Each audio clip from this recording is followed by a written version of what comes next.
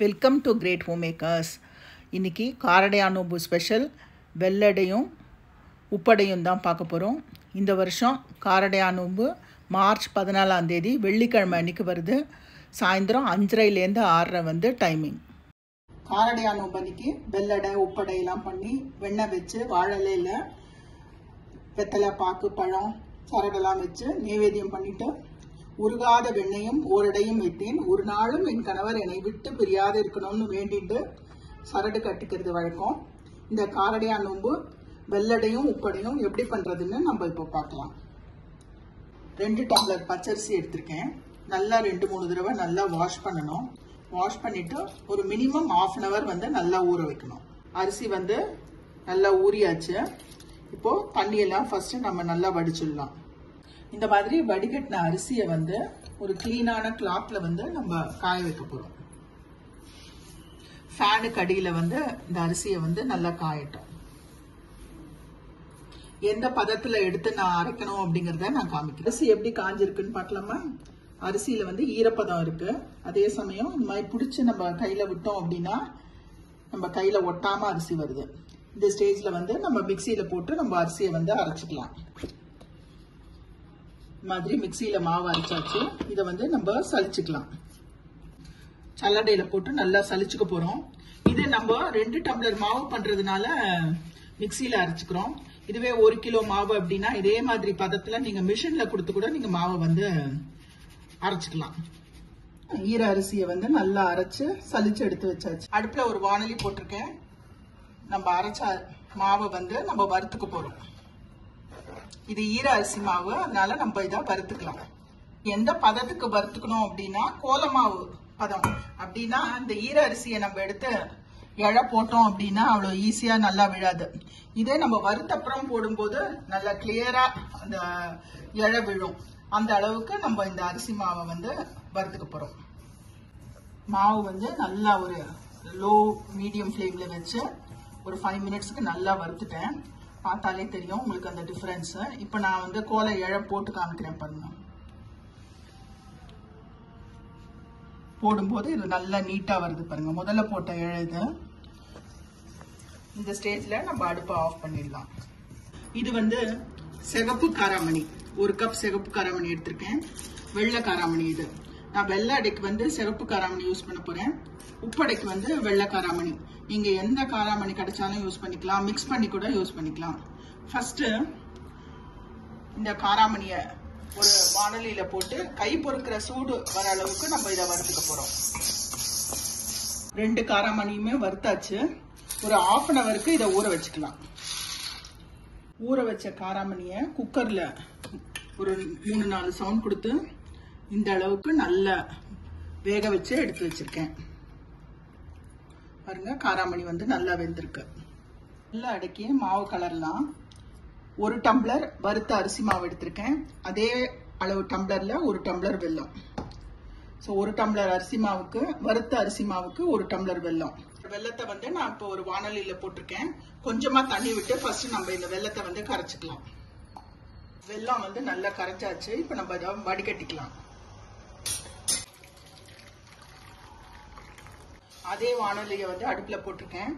1 tumbler அரிசி மாவுக்கு 2 tumbler தண்ணி. ஸோ வெள்ளை தண்ணியோட சேர்த்து நம்ம 2 டம்ளர் அளந்துக்கலாம். ஸோ ஃபர்ஸ்ட் நம்ம வடிகட்டின வெள்ளை தண்ணி 1 டம்ளர் விட்டுக்கிறேன். அதோட வேணுங்கிற அளவு தண்ணியை சேர்த்துட்டு 2 டம்ளர் தண்ணி ஆட் பண்ணிக்கிறேன். இது நல்லா கொதிக்கட்டும்.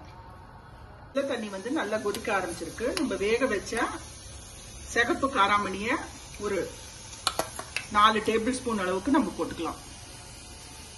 ஃப்ரெஷ்ஷா துருவின தேங்காய் அதுவும் ஒரு 3 டேபிள் ஸ்பூன் அளவுக்கு போட்டுக்கலாம். இதை நீங்க பல்லு பல்லா கட் பண்ணி கூட போட்டுக்கலாம். எப்படி வேணாலும் போட்டுக்கலாம். ஏலக்காய் பொடி 1 டீஸ்பூன் ஏலக்காய் பொடி. வெள்ளை தண்ணி நல்லா கொதிக்கிறது. நம்ம எடுத்து வச்ச 1 டம்ளர் வறுத்த அரிசி மாவை நம்ம கொஞ்சம் கொஞ்சமா போட்டு இதை கிளறிக்கலாம். நல்லா சேர்ந்து வந்தாச்சு. இதுல 1 ஸ்பூன் நல்லா ஒரு 2 ஸ்பூன் நெய் விட்டுக்கலாம். நல்ல வாசனையா இருக்கும் அடை. நெய்யும் போட்டு சேர்த்து நம்ம மிக்ஸ் பண்ணிக்கலாம். பாருங்க மாவு நல்லா கெட்டியா வந்தாச்சு. அடுப்பை ஆஃப் பண்ணிடலாம். இது நல்லா ஆறட்டும். வெள்ளட மாவு வந்து நல்லா ஆறி இருக்கு. கையில லேசா நெய் தடவிட்டு சின்ன சின்ன பால்ஸா எடுத்துக்கலாம். உங்களுக்கு எந்த மாதிரி சைஸ் வேணுமோ அந்த மாதிரி நடுப்புற ஒரு ஓட்டை போட்டுக்கணும். இந்த இட்லி தட்டில் வாழை இலை போட்டு வச்சிருக்கேன். அதில் வச்சு நம்ம ஸ்டீம் பண்ண போகிறோம். அடுப்பில் ஸ்டீமர் போட்டிருக்கேன். நல்லா ஹாட்டாக இருக்கு. நம்ம பண்ணி வச்ச அடையை வந்து உள்ள வச்சு ஒரு 15 நிமிஷத்துக்கு நம்ம ஸ்டீம் பண்ணலாம். 15 மினிட்ஸ் ஆயாச்சு. இப்போ திறந்து பார்க்கலாம். அடையெல்லாம் வந்து நல்லா வெந்திருக்கு. கொஞ்சம் ஆறட்டும். ஆறின அப்புறமா நம்ம எடுக்கலாம். வெள்ளை அடையெல்லாம் சூப்பரா ரெடி ஆயாச்சு. நல்லா வெந்து ரொம்ப சூப்பரா வந்திருக்கு வெள்ளை அடை.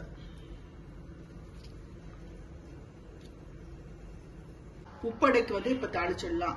அடுப்புல வந்து ஒரு கடாய் போட்டிருக்கேன். 1 டேபிள் ஸ்பூன் ஆயில். நான் வந்து சன்ஃப்ளவர் ஆயிலும் தேங்காய் எண்ணெயும் மிக்ஸ் பண்ணி விடுறேன். வெறும் தேங்காய் எண்ணெயில தாளிச்சா கூட உப்படை வந்து ரொம்ப சூப்பரா இருக்கும். கடுகு ஒரு 1/2 டீஸ்பூன், உளுத்தம்பருப்பு 1 டீஸ்பூன், கடலைப்பருப்பு 1 டீஸ்பூன். நம்ம உப்மாவுக்கு தாளிக்கிற மாதிரி தான். காரத்துக்கு ரெட் சில்லி வந்து 2 கட் பண்ணி போட்டுறேன். பெருங்காயம் ஒரு 1/2 டீஸ்பூன், 2 பச்சை மிளகாய் கட் பண்ணி எடுத்து வச்சிருக்கேன். இஞ்சி, கருவேப்பிலை இதையும் ஆட் பண்ணிக்கலாம்.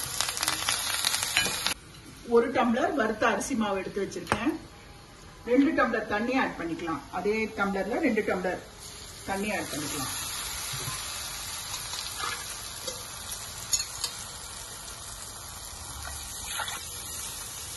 தண்ணி வந்து நல்லா கொதிக்கட்டும். தண்ணி நல்லா பாயில் ஆகுது. நம்ம வேக வச்ச வெள்ளை காராமணியை வந்து நம்ம ஒரு 3 டேபிள் ஸ்பூன் அளவுக்கு ஆட் பண்ணிக்கலாம். உங்களுக்கு எவ்வளவு பிடிக்குமோ அதை ஆட் பண்ணிக்கோங்க. அதோட ஃப்ரெஷ்ஷா துருவின தேங்காய். நம்ம வெள்ளை அடைக்கு சொன்ன மாதிரி இதுவும் பல்லு பல்லா போடலாம். இந்த மாதிரி துருவி போடும்போது சேர்ந்து நல்லா இருக்குங்க சாப்பிட்றதுக்கு. இந்த உப்படைக்கு தேவையான சால்ட் ஆட் பண்ணிடலாம். நம்ம எடுத்து வச்ச 1 டம்ளர் வறுத்த அரிசி மாவை நான் கொஞ்சம் கொஞ்சமா போட்டு கட்டி இல்லாம கிளறிக்கலாம். அடுப்பை கொஞ்சம் சிம்ல வச்சுட்டு நம்ம கிளறலாம். மாவு பாருங்க நல்லா சேர்ந்து வந்தாச்சு. 1 டம்ளர் அரிசி மாவுக்கு 2 டம்ளர் தண்ணி வந்து கரெக்டா இருக்கும். கடைசியா கொத்தமல்லி இதையும் போட்டு நல்லா மிக்ஸ் பண்ணிடலாம். அடுப்பை ஆஃப் பண்ணிடலாம். இதுவும் நல்லா ஆறட்டும். உப்படை மாவும் நல்லா ஆறியாச்சு. நல்லா சேர்த்து பிசைஞ்சுக்கலாம். ஃபர்ஸ்ட் வெள்ளடைக்கு பண்ண மாதிரி தான் சின்ன பால் சைஸ் எடுத்துட்டு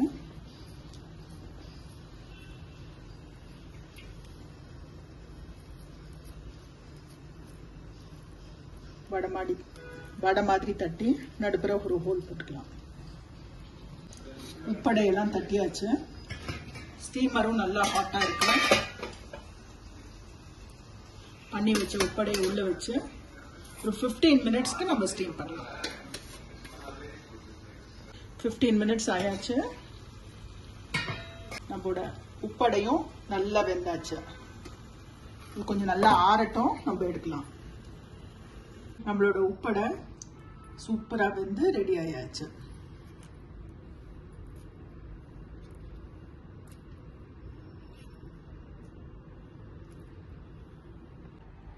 கண்டிப்பா இந்த வெள்ளடை உப்படை ரெசிபி உங்களுக்கு யூஸ்ஃபுல்லா இருக்கும்னு நினைக்கிறேன். எல்லாரும் ட்ரை பண்ணி பார்த்துட்டு உங்க கமெண்ட்ஸை சொல்லுங்க. Like, share, subscribe to this channel. Thank you.